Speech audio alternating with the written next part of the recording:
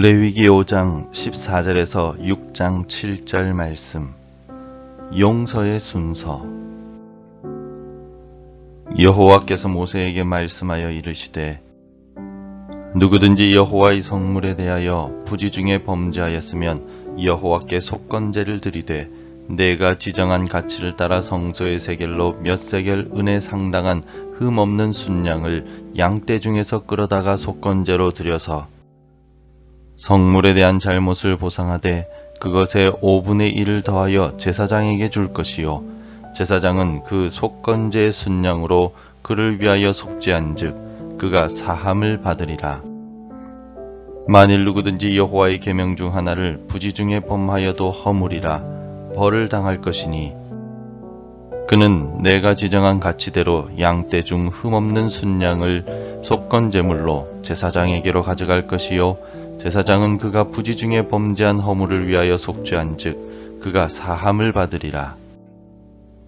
이는 속건제니 그가 여호와 앞에 참으로 잘못을 저질렀음이니라. 여호와께서 모세에게 말씀하여 이르시되, 누구든지 여호와께 신실하지 못하여 범죄하되 곧 이웃이 맡긴 물건이나 전당물을 속이거나 도둑질하거나 착취하고도 사실을 부인하거나 남의 잃은 물건을 줍고도 사실을 부인하여 거짓 맹세하는 등 사람이 이 모든 일 중에 하나라도 행하여 범죄하면 이는 죄를 범하였고, 죄가 있는 자니 그 훔친 것이나 착취한 것이나 맡은 것이나 잃은 물건을 주운 것이나 그 거짓 맹세한 모든 물건을 돌려보내되 곧 그 본래 물건의 5분의 1을 더하여 돌려보낼 것이니 그 죄가 드러나는 날에 그 임자에게 줄 것이요, 그는 또 그 속건제물을 여호와께 가져갈지니 곧 내가 지정한 가치대로 양떼 중 흠없는 순양을 속건제물을 위하여 제사장에게로 끌고 갈 것이요, 제사장은 여호와 앞에서 그를 위하여 속죄한즉 그는 무슨 허물이든지 사함을 받으리라. 한국 영화 밀양이라는 영화에서 학원 원장에게 아들을 빼앗긴 한 여인이 등장합니다. 아들을 잃은 주인공은 고통 속에서 괴로워하다가 교회를 다니기 시작하고 마음의 평화를 얻기 시작합니다. 그렇게 신앙 안에서 아들을 잃은 슬픔을 회복해 나가던 주인공은 자신의 아들의 생명을 빼앗은 범인인 학원 원장을 면회하며 용서해 주겠다라고 말했습니다. 그러자 학원 원장은 하나님이 자신을 이미 용서해 주셨다 라고 대답합니다. 이 일로 인하여 주인공은 다시 마음에 큰 상처를 입으며, 내가 그 인간을 용서하기 전에 하나님이 어떻게 먼저 용서하실 수 있어요? 라고 묻습니다. 진정한 용서는 피해자에게 사죄하고 피해자가 먼저 용서를 해야만 합니다. 오늘 본문의 말씀에도 이웃 간에 피해를 입혔다면 피해자에게 먼저 용서를 구하고 배상하라고 말씀하고 있습니다. 피해자의 손해를 보상하고 그 이후에 하나님께 순양을 가져다가 속건제를 드리라 라고 말씀하고 있습니다. 오늘 본문의 말씀은 속건제, 즉 누군가에게 피해를 입혔을 때 보상하는 법과 제사에 대한 말씀입니다. 먼저 5장 1절부터 19절까지의 말씀에서는 하나님께서 거룩하다고 정해두신 성물을 실수로 만지거나 가져간 경우, 그리고 하나님의 계명을 실수로 어긴 경우 하나님께 배상하고 속건제를 드리라고 말씀하셨습니다.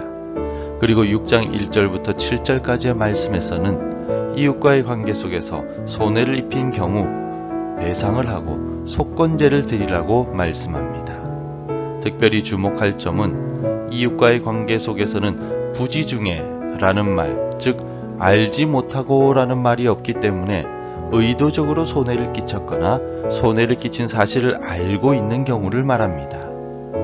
이웃의 것을 의도적으로 빼앗거나 훔치는 일, 누구 것인지 알고 있으면서도 줍고 돌려주지 않는 일 등에는 피해자에게 먼저 용서를 구하고 그에 따른 배상을 반드시 한 이후에 하나님께 속건제를 통하여 용서함을 받으라고 말씀하십니다. 본문의 5절과 6절을 읽어보겠습니다. 그 거짓 맹세한 모든 물건을 돌려보내되 곧 그 본래 물건의 5분의 1을 더하여 돌려보낼 것이니 그 죄가 드러나는 날에 그 임자에게 줄 것이요, 그는 또 그 속건 제물을 여호와께 가져갈지니 곧 내가 지정한 가치대로 양떼 중 흠없는 순양을 속건 제물을 위하여 제사장에게로 끌고 갈 것이요. 아멘. 다른 사람에게 의도적으로 혹은 알고 있으면서 피해를 끼쳤다면 먼저 그 사람에게서 빼앗거나 훔친 것을 돌려주고 보상까지 한 이후에 하나님께 속건제를 드리라고 명령하셨습니다.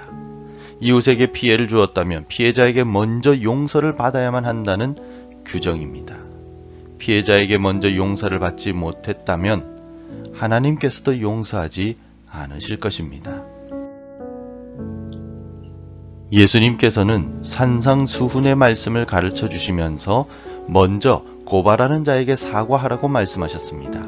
마태복음 5장 25절 말씀에 너를 고발하는 자와 함께 길에 있을 때 급히 사화하라.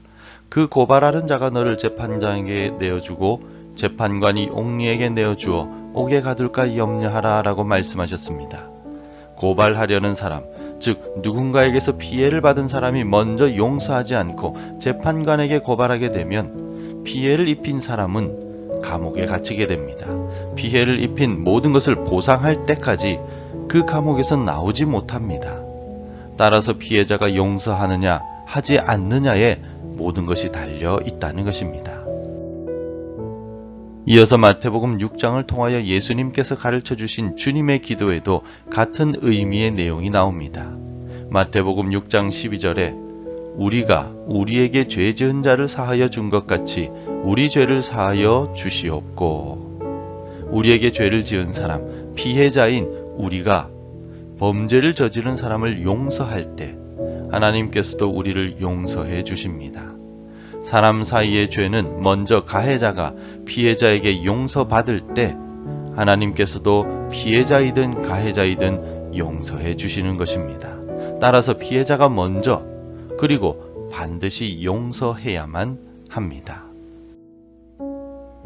하나님께서 이처럼 피해자에게 먼저 배상하고 용서받을 것을 말씀하신 이유는 공동체 속에서 서로 배려하고 조심하는 삶이 매우 중요하기 때문입니다.